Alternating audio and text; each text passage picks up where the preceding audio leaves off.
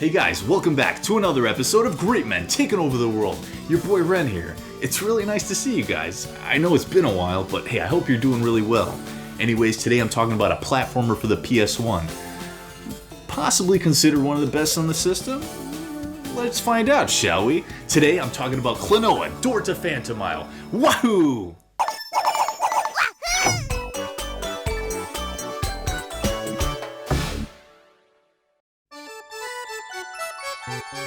Klonoa Phantomile is a platformer released by Namco in 1997 for the original Sony PlayStation. I always knew of this game's existence, even dating back to those old PS1 days in the 90s. I actually never played it though. I don't know if it's just a game I missed like so many other PS1 games I've yet to play.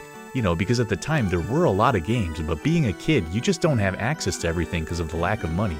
Or maybe I purposely skipped out on it because it looked more like a 2D game, and with the new generation of the PS1 and all these crazy advanced 3D graphics in these fully realized 3D games at the time, maybe Klonoa appeared dated to me in comparison. Honestly, I can't really say why I never played it on PS1. Fast forward to either summer of 2009 or 2010, I saw that Klonoa was released on the Nintendo Wii, and I rented it from the Hollywood Video I worked at. I'm not sure if I realized it was a remake at the time, or maybe I thought it was a new game altogether, but playing it was pretty cool. It was interesting to see a fully 3D game still play like a 2D platformer. I remember having a good time with it. This was back in my stoner days, so I would get baked as I played it, which made the game super trippy, radical, and totally bodacious. Whoa. It was a good game on its own. It wasn't super memorable compared to what else was out at the time. Also that Mary Jane maybe affected my memory. Who knows? Anyway, fast forward to current day. A remake of Klonoa 1 and 2 has been announced recently and is going to be released this upcoming July for all modern platforms as a collection called the Klonoa Phantasy Reverie Series. This got me interested in checking out the original PlayStation 1 version of the game. I knew I already put it on my mini PS1 Classic system a while ago, so it would be easy access. I just wanted to see how it held up in 2022 since I never played it. But I also remember hearing that the original PS1 version was better than the Wii version. I had to go and find out for myself. So here we are. Is Klonoa Phantomile on PS1 a platforming fan's wet dream? Or is it best to hit the snooze and sleep on this one? Time to rise and shine and find out.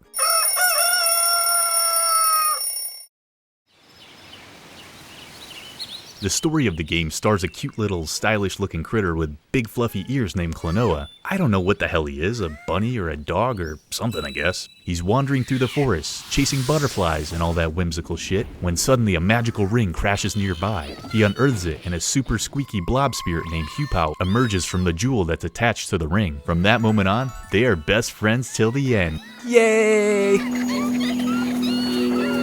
Klonoa then has a nightmare that an airship crashes into a nearby mountain in which then darkness encompasses the land. After waking up from the bad dream, a ship does crash into that mountain. Upon investigating, Klonoa and Hupao find a weird-looking bird-headed freak named Gadius who kidnaps the legendary diva Lafise. She's supposed to sing a song of rebirth to save the world at some point I guess, or something like that, but our boy Gadius, he ain't having none of that. He captures her and also looks for a special moon pendant so that he can turn the peaceful land of Phantomile into a world of nightmares. The story is pretty basic, you know, bad guy wants to take over the world and it's up to you to stop him, yada yada yada. There are a few interesting twists at the end, so the story is fine I guess. Obviously it's not the reason to play this game, but the charming cutscenes do help make it engaging with the great music and silly gibberish voice acting of the characters to boot. It's good fun.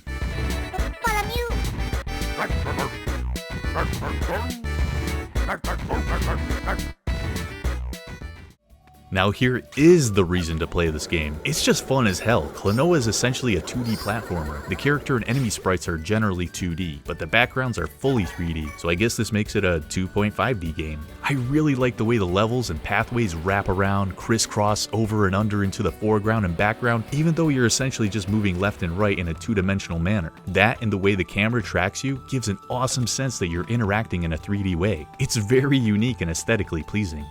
Of course, Klonoa can jump like any typical platforming game. The control of him is super tight and responsive. He does an adorable little hover if you hold the jump button that will get him just a little bit further in his jumps across gaps and onto barely out of reach platforms. The real unique feature here though is through his buddy Hupao. You shoot the squeaky little bastard at enemies, which pulls them back to Klonoa and he'll hold them above his head. It cracks me up because the enemies suddenly turn into big fat chonky boys, looking poofy and goofy as hell rotating above Klonoa. Better yet, I love how they get smushed when you go through low ceiling areas.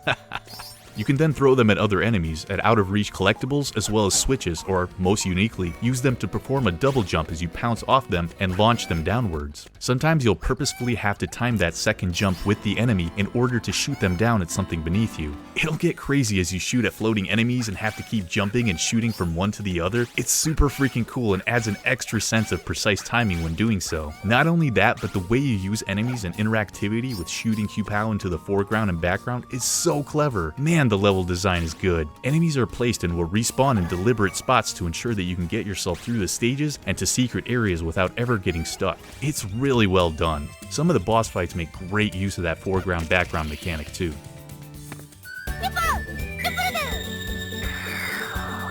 The other aspect of the game that perfectly accompanies and accentuates the gameplay is the fantastic presentation. Klonoa is an incredibly charming, whimsical game. It's a visual treat. The levels are bright and vibrant, the colors really pop, the 2D sprites are beautiful, especially during cutscenes. It's a great blending of 2D pixel art characters and fully 3D environments. The animations and small details are great. Leaves and dandelions blowing in the wind, sparkles from collecting gems, chucking enemies into each other as they explode into a puff of smoke, stars and other shapes. Little things like that are a really nice touch. The game is just full of good vibes throughout, honestly. It has a little bit of that Nights into Dreams atmosphere, especially with how some of the music is integrated, which I'll get to in a minute. While not a ton of them, there are some really cool levels here. You'll travel through a lovely windmill village with bright blue skies, mysterious caves covered with sparkling walls throughout, deep forest villages nestled high amongst the treetops, Jugpot Kingdom with giant waterfalls and water spouting out from big jugs everywhere. That always cracks me up saying that. And there's gorgeous cloudy vistas in the background as well. A sun temple high in the sky containing a fiery hot foundry and a stage that oscillates between a light and a dark world. And of course the very magical Moon Kingdom itself with glittery stardust scattering about your feet as you run by. Klonoa's soundtrack, it's wonderful. Every stage and cutscene is fantastic. It really sucks you in and ties all the other great aspects of the game together to make it an overall memorable experience. Some of my personal favorites are, Jugpot Kingdom sounds so fun and magical, like you're soaring through the clouds. Ooh, ah.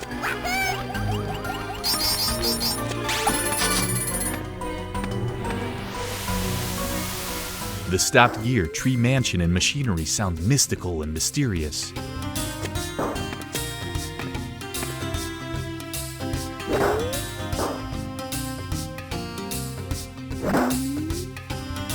The 3D Dragonfly boss has a fast-paced, soulful, tribal sound to it.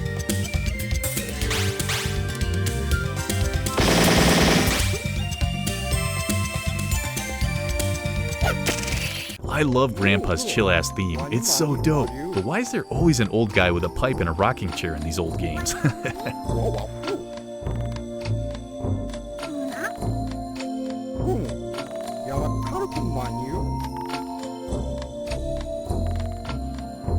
The music during the dolphin boss fight was great. I was really feeling the game here. I could feel that sweet, sweet dopamine hitting my brain as I thought to myself, hell yeah, dude, I'm really digging this game. This is why I love the PS1, baby. Oh yeah. Like I said before, the game definitely has a Nights into Dreams atmosphere in its visual and audio design, which is fitting due to the game's theme being based on dreams and nightmares. It just has such a pleasant, dreamy PS1 era sound to it all around. I love it.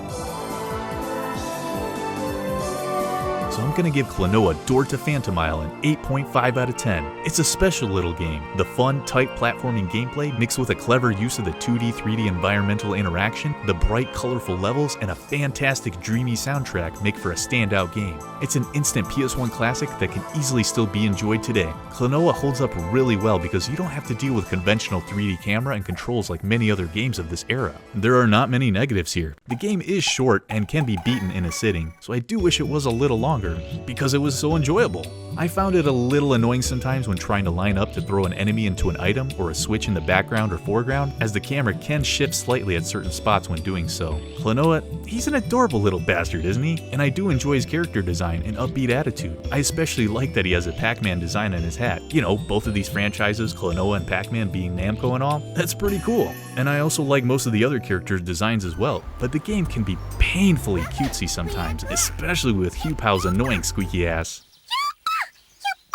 Makes you want to kick him like a football. Kick! Don't kick the baby. Kick the baby. But I get it, this game is aimed towards kids, so that's fine. Not a difficult game per se. It does get a lot trickier towards the end for sure, but you'll probably acquire enough lives throughout the game that you won't have any game overs. Not much replayability here either, but if you collect and rescue all the hidden villagers in each stage, you'll unlock a bonus level that really tests your abilities and can be quite nerve-wracking. You'll have to do sections where it's nothing but jumping from floating enemies to floating enemies over a pit of lava. It's freaking nuts. I haven't finished that yet because it was really hard, and it's the only time I've gotten a game over. This is pure Klonoa platforming madness right here, be warned. I was playing this game emulated via my modded PS1 Mini like I said before. I got really far and it fucking crashed on me and deleted my save file. So I had to replay the whole game from the beginning. Even though the game is quite short, I was very pissed, but after a few levels, I didn't even care anymore because I was having a blast playing the game again. It did the same thing again later, but this time I used save states via the emulation program itself rather than the in-game memory card way like before. So it wasn't able to be a dipshit and delete my progress through its glitchiness this time. I thought this would taint my overall experience, but in the end, it didn't. I got back to where I was quickly and finished the game with satisfaction, oh yeah. Ugh, that's the problem with emulation sometimes. You never know what you're gonna get. So yeah, you can get yourself an emulated ROM of it online. It's still also available on the PlayStation Online store for $6, which I purchased it there after beating the game, since I liked it so much. I certainly don't recommend buying an original physical copy unless you're a hardcore collector, because god damn is it expensive. You can also just wait until the new remake collection comes out this summer and play it that way, which I'm definitely picking up because I want to support some more Klonoa, as well as now I really want to play the sequel, which I've never tried before. So to quickly compare the 2008 Wii version, although on the surface it might look better because of the newer and more detailed 3D polygons because of, the stronger hardware, but it's visually darker, less colorful, more plain looking, and just not as visually appealing. It's easier too. Klonoa can take several more hits before death here, and his reach is longer when he shoots out Hugh-Pow. It's a cool game and all, and if that's the only way you were to play it, that's fine, but the original 1997 PS1 version just seems much better. It's more charming and, like I said, more impressive due to the hardware at the time of its release. I do remember enjoying the Wii version, especially since I was playing most of it nice and baked. But I'm definitely more into this PS1 version now because I'm also craving that nostalgic era, as this feels new yet retro, like a demake of what I already knew, but not really because this was the original. I miss this era of gaming. I'm kinda glad that there's still so many PS1 games I've yet to play, and I'd look forward to playing them alright. Although maybe not quite on my top 10 PS1 games, it is certainly now in my honorable mentions list for sure. Go check out my top 10 PS1 countdown video if you haven't already. Man, I wish I played Klonoa back in the day. Although, I'm not sure if I'd appreciate it as much as I do now. Either way, anyone who enjoys platformers, you should definitely play this charming ass game.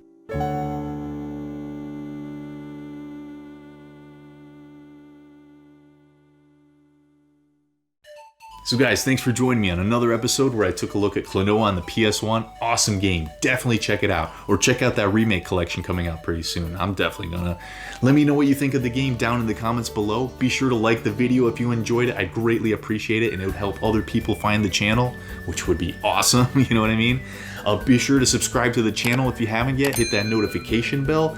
And also I'm going to be streaming this game probably this upcoming Saturday, maybe around like 9 or 10 Eastern time. I will be streaming Klonoa here on this main channel, but if you guys are interested at all in like live streams in general, I do have a dedicated live stream channel called Great Men Streams. I'll put a link to that in the pinned comments down below and in the description. So be sure to subscribe there if you want to hang out. I play like backlog stuff, or I'll do random requests from you guys. I stream pretty regularly there, so be sure to subscribe there on YouTube, or if you prefer Twitch, I'll put the Twitch link on there. Anyways guys, that's pretty much it. I'm good to go.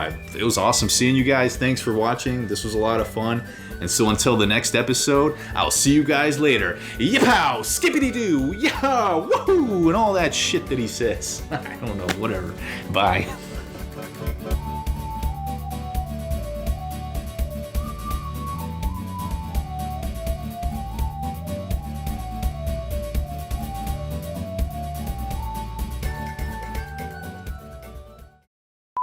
Welcome back to another episode of Great Men Taking Over the World. God damn. I know it's been a while, guys, but hey, I hope you're doing well, and let's talk about this shit. Fuck. It's your boy Ren here, back again. I hope you guys can't speak English, can't even say anything. Today, we're talking about Klonoa That's not fucking Klonoa. Hey guys, welcome back. I'm like fucking jittering. Let's find out, shall we? Today, oh, God damn it. Not again. So today we're talking about... Check it out, or check out the remake coming out soon. Coming out. Today we're talking about Klonoa Phantomile. Wow. God, that really breaks my throat up. Fuck.